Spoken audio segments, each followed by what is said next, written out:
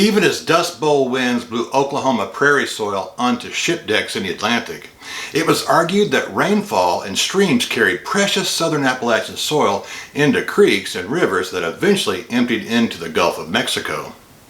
Erosion was a serious problem, they said. While the Dust Bowl was certainly an environmental crisis with clear impacts on people who were culpable in the calamity, their situation was nevertheless humanely chronicled by John Steinbeck in The Grapes of Wrath.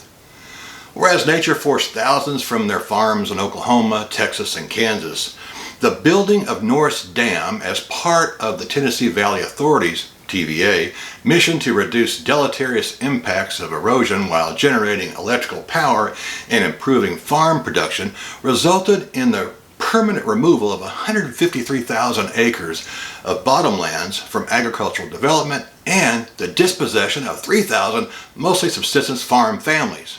Now, if those families had 5 members each, which was a small family for the time, Norris Dam's construction alone forced 15,000 people to become homeless during the worst economic crisis in the country's 160-year history. As we'll see on this episode of the Vanntage Point, TVA was one of FDR, Franklin D. Roosevelt's, first 100 days programs. The construction of Norris Dam was the first project pursued by TVA. While TVA has been applauded in the academic literature and popular culture, there were some unsavory aspects to it. Indeed, the volume of people who were displaced during the 1930s to build TVA dams rivals the number of people who were displaced and sent on the Trail of Tears 100 years earlier. Folks, in some respects, those displacements were as reprehensible as the Indian Removal Act championed by Andrew Jackson in 1830. Promises to be a thought-provoking show today, folks, so hope you'll join me. While conservationists, historians, and geographers have recognized the achievements of the TVA, the plight of the dispossessed was adequately described by Michael J. McDonald and John Muldowny. Other writers like Donald Davidson and Susan V. Donaldson have celebrated the stance that Southern agrarians took against modernization, which TVA and the Progressive era epitomized. Because of the informality of the pre-1930s agricultural economy in the Cumberland Gap area, or Upper East Tennessee, it's difficult to quantify the cost and loss of agricultural production to the region. Dispossessed farm families had little hope of finding jobs because the country was struggling with double-digit unemployment rates that reached 25% in 1933, the year that TVA was formed. According to my old neighbor, Les Williamson, whose family lived south of the Cumberland Gap in the Powell Valley of Tennessee, a few local men were employed to build Norris Dam, but when the construction ended in 1936, so did their jobs. This situation was especially difficult for many of the dispossessed because, like their non-dispossessed neighbors, they had operated in a blurred world that existed along the threshold of subsistence and commercial agriculture. While most dispossessed families owned the lands on which their homes sat, 6.2% were renters, 4.5% were share tenants, and 10.9% were sharecroppers. These numbers tell us that roughly 20% of the families were hence removed without any compensation. Those who were landowners were not adequately compensated either. John Rice Irwin, the founder of the Museum of Appalachia in Anderson County, Tennessee, recalled that he didn't detect bitterness toward TVA except regarding the paltry money people were paid for their lands and homes. It's important to appreciate that there were vagabonds and hobos roaming the countryside looking for enough work to feed themselves for the day, let alone their families. The dispossessed did not have any set-aside lands in Oklahoma for them to resume farming by relocating there. The Cherokees at least had that. Where were they to go? How would they live? Most residents of the Norris Basin were members of faith communities. In the cemetery grounds that lie adjacent to most churches lay the bodies of family and loved ones. Given the fact that this area of Tennessee is situated near the Cumberland Gap and Daniel Boone's Wilderness Road, which was blazed in 1775, some churches had witnessed the birth and death of as many as 6 generations dating back to the late 17th or 18th century, 1700s that is, 18th century. As a resting place for those early settlers as well as the more recently deceased, Churchyards were regarded as sacred places. No doubt about that, folks. The reservoir meant that these sacred places were going to be defaced by the cold waters impounded by Norris Dam. TVA's first reservoir required the removal of an estimated 6,000 graves. It was only after public outrage that TVA decided to allow churches and families to reinter the bodies in the locations of their choosing. Officials had planned to rebury them in a national cemetery. After some complaints, though, TVA decided to allow families and churches to move their loved ones to a new location of their choosing. Little thought was given to the reality that in graves older than a few years, there wasn't much to remove from them. The mortal remains of the people were hence one with the earth. Roosevelt's first 100 days, that's a topic that we need to turn to now. A point that is often missed by historians and geographers who've written about the TVA is that the initiative was one of many of Roosevelt administration's first 100 days programs. It wasn't the only one, folks. The Agricultural Adjustment Act, AAA, of 1933 was another of those early programs. Its primary purpose was to restrict the supply of food at the production end and destroy surpluses before they reached markets and drove down prices. The old laws of supply and demand. The goal was to increase food prices so commercial farmers' purchasing power would match that which they enjoyed in 1914 at the beginning of World War I. Commercial farmers in the Deep South and the Midwest, Iowa, Kansas, Nebraska, were arguably among those who benefited the most from the AAA, or the Agricultural Adjustment Act.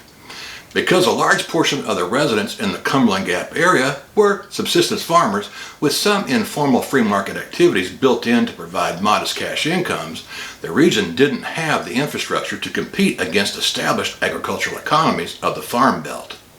It also meant that local farmers, let alone unemployed city dwellers, derived little benefit from AAA. According to Rufus Voiles, an Anderson County resident who vividly recalled the 1920s and 1930s, it didn't make much sense for the government to destroy all that food when there were hungry people lining up in soup kitchens all over the country, even big cities. With 153,000 acres of bottomland taken out of agricultural production, the formation of Norris Lake certainly fit the model of restricting food production to benefit commercial farmers living elsewhere. The Agricultural Adjustment Act and TVA weren't the only 100-day programs that created this situation, though. Through the Rural Electrification Act of 1936, which LBJ, by the way, was a proponent of, electricity generated from the Norris Dam facility was transmitted via cooperatives to Kansas and Nebraska and other places, where George W. Norris lived and worked as a U.S. Senator from Nebraska. Senator Norris was the legislative force behind TVA. Let that thought sink in for a minute, folks. A Nebraska senator gave his name to a reservoir in Tennessee that displaced thousands of farm folk in Upper East Tennessee. Clearly, Senator Norris was keenly interested in helping his constituents. By providing power to Nebraska farmers, they were able to draw water from the Ogallala Aquifer. And that process has created a host of other environmental dilemmas that are, as they say, beyond the scope of today's discussion. Perhaps one day I'll pick that up and talk about it some more. I have in other videos, but I haven't gotten too deep into it. Anyway, aside from the issue of food production, the impoundment impacted local traffic flow. The reservoir became a physical barrier to residents in southwestern Claiborne and northeastern Union counties. Before the reservoir was built, farmers living in Union County's Blue Springs and Braden's Chapel communities had traveled roughly 15 miles to the county seat at Maynardville. With the reservoir blocking the shortest route, residents were forced to travel nearly 50 miles to reach their county seat. This situation was somewhat better for Claiborne County residents, but in an age in which the best rural roads were graded and covered with gravel, even the shorter 15-mile trip to the county seat in Maynardville was cumbersome at best. The construction of Norris Dam created a need for housing for TVA employees. Roosevelt and TVA chairman Arthur Morgan decided to build a town to house the new agency's workforce. New homes and facilities were to model the benefits of electric heating and other modern conveniences. Also named for the Nebraska senator, the original plans for the town of Norris, Tennessee included 1,000, not 100, but 1,000 homes situated on 1 to 5 acre tracts. It was thought that residents could do a bit of farming to raise and sell produce at local markets, or at a minimum, to augment their diets. It was also hoped that these large lots would permit residents to open small businesses. However, the cost of building the community, which also included a school, dormitories, and paved roads, forced the project to be reduced to only 300 housing units. While the town of Norris provided residence for some skilled workers from the region, as well as professionals from other parts of the country, there were no dispossessed families relocated to the model settlement. Nope. To connect the isolated community to the city of Knoxville, a 2-lane concrete road named Norris Freeway was built. In the wake of the building of the dam, the community suffered financially because of the exodus of construction workers. The town of Norris, Tennessee was henceforth regarded as a country retreat by TVA's professional staff. For dispossessed locals, it was not much of an economic benefit. As time passed, more affluent people bought up property close to the lake. Therefore, land prices in the Norris Basin went up. Local folks found it increasingly cost prohibitive to buy land. Now, why did residents accept this situation? Let's turn our attention to that. With rumors of war fueling a sense of nationalism among the residents, they believed that they rather spontaneously participated in the TVA for the national and perhaps even divine good. However, the fact that the TVA was a 100-day project suggests that powerful people had already decided on ways to use the Tennessee Valley before Franklin D. Roosevelt was elected. As FDR himself described the genesis of his program, and I quote, "This plan fitted in well with the splendid fight which Senator Norris had been making for the Wilson Dam properties in Muscle Shoals, Alabama. Senator Norris and I undertook to include a multitude of human activities and physical developments." End of quote.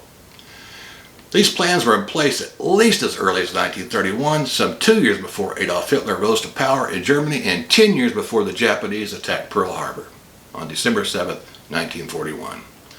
As it turns out, TVA was not a spontaneous federal program designed to provide electricity to defend against Nazi and Japanese fascists, although it did serve that purpose in the long run. It was a product of FDR's central planning using the principles of socialism.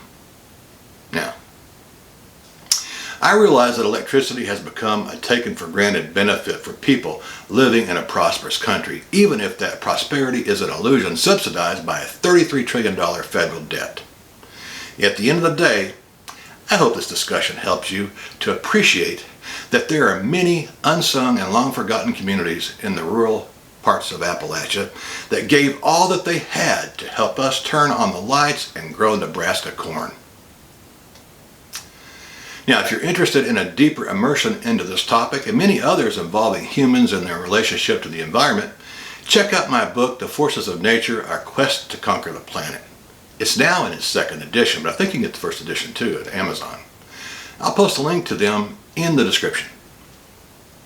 Well, folks, I think that's about all I have for you today. I hope you got something meaningful out of the discussion, and will like, share, and subscribe to the channel. Until I see you again, may the good Lord bless and keep you. May He make His face shine on you and give you peace. Bye-bye.